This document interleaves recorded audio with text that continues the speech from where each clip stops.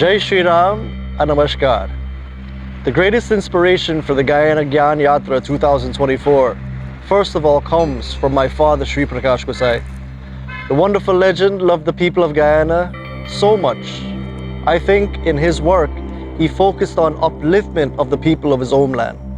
And because of his love for his people, 15 years after his passing, here I am with a team from New York, embarking on the same work that he did in an attempt to make the people of Guyana see the light of spirituality. 45 days is a time period of immersion where if you were to look at the number 45, you will see that it adds up to 9. And 9 means completion. And if you come from day 1 to 45 in these series of sessions that will span up to 50 sessions total at the end of our time here in Guyana, if one was to come to every session, they will indeed go from a petty individual that sometimes gets panged by all sorts of confusion and illogical thinking to a super individual that allows them to find that peace and be one with the peace that they're looking for. How do I intend to share this with the community? I intend to do so by traveling the length and breadth of Guyana, from Essequibo to Berbice, going to different temples throughout the way, my dear brothers and sisters, whether the congregation be big or small, sharing the knowledge of the higher self, sharing the knowledge that we are more than a body and mind, and we are something higher within, sharing the knowledge that we are that peace that we're looking for, and completion and happiness that we're looking for within. That's what I intend to do during this time. So the messages of Ramayan are such that they can be applied to our current day situation. Who better a role model than Sri Ram? He's the best. Sri Ram was promised the kingdom today, and the same night, my dear brothers and sisters, he was exiled to the forest for 14 years. He's teaching us to be balanced in this life. Hanumanji's journey from the wonderful southern India to the shores of Lanka shows obstacles that people undergo nowadays. For example, one of the obstacles was the mountain itself giving him rest. Hanumanji teaches us if there's any way that we can go forward in this world, it's to put the Lord's work first. Ram kaj kinhe binu mohi kaha vishram. If I haven't completed my work towards my Lord, if I haven't found that inner peace, how can there be rest for me? So in this way, the Ramayan's teaching teaches about Mother Sita, how to be a strong woman. The women are souls of society. And as we see during the Gyaan Yatra, Mother Sita is an example of a strong soul. And in this way, my dear friends, we have to really hone in on the messages of Ramayan. Ramayan, Bhagavad Gita, the Upanishads are all covered during this time in Guyana on the Gyaan Yatra. And if we as a humanity can practice these messages of forbearance, of being equal or samatva in happy times and sad times, if we can be that light that is Rama, the light that shines through all challenges, who had more of a harder life than Sri Ram? It teaches us, my dear brothers and sisters, that no matter what we're going through, it could have been worse.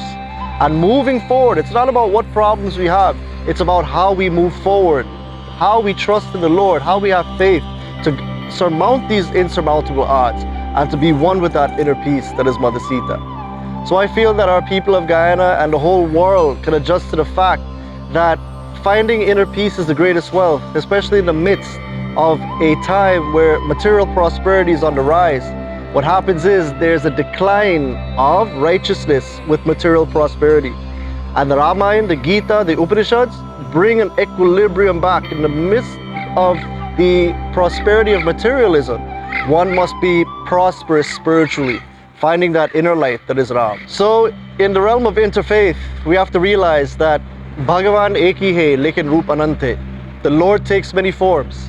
Whenever we visit these temples, we're talking not only to Hindus, but we're talking to Christians, Muslims, Jewish people, Christians, and different types of people throughout the world. And what we have to do is we have to kind of blend the messages in such a way that every religion, every denomination feels at home in these talks. These talks are not just for Hindus. These talks are for everyone. Why? Hinduism is a way of life. And in our lives, my dear brothers and sisters, whether you pray to Jesus, Allah, Krishna, Yahweh, Rama, Jehovah, Whoever you pray to, my dear brothers and sisters, God is one power that works through us. God is one power that allows great things possible in this life. God allows mitosis, meiosis, cell division, physiological functions, hearing, speaking. So that one God that is beyond religion, but religions take us to that one supreme bliss within. The one goal is to find inner happiness. And once we can find that inner happiness, my dear brothers and sisters, religion or spirituality would have meant something, not only for Hindus, but for everyone. The goal is perennial happiness, not outside, but within. On a 45-day Gyaan Yatra, one needs a lot of stamina to go through every day with meetings every day, and also the katha or the pravachan being given at night. The traveling is indeed taxing on one's body and mind. But what you have to remember is that if you are single-pointedly focused on a goal, and that's what Hanumanji spoke about, Rama kaja kin he binu mohi kaha vishram. After the work is completed, I shall take my rest. But before then, how can I rest? We have to be single-pointed focused on any goal. And if focus and rest, a tandem that is very powerful, is made in our life, what happens is the work is accomplished very easily. So in our way, eating right, going for a walk, clearing the mind, intense study and reflection, and also just witnessing the situation that you're in. And when you're giving the pravachan, being exactly where your mind is. These are all ways and means of being focused during this time. The goal of the Gyaan Yatra is simply to make maximum impact to maximum people for maximum time. Maximum happiness to maximum people for maximum time. The key word is happiness. Once you impact just one soul, you teach them that they're more than a body, more than a mind, but they're that inner peace. They would go on in their lives not really being a victim of circumstance, but being a victor of peace in their life. So the impact is such that one is never the same after this knowledge. After seeing the examples of Ram and Krishna, seeing what they went through, what happens is we're able to be stronger than we were yesterday. As Hindus, we should be stronger than we were yesterday in order to make a better tomorrow, not only for ourselves, but for everyone around us. And this is spirituality. So the impact would be to see ourselves in all people, beings, and things, so much so that everything that we see becomes divine. And once we see everything as divinity, our mindset becomes at peace. This beautiful river behind me flows effortlessly, flows without any stop, flows without any beginning.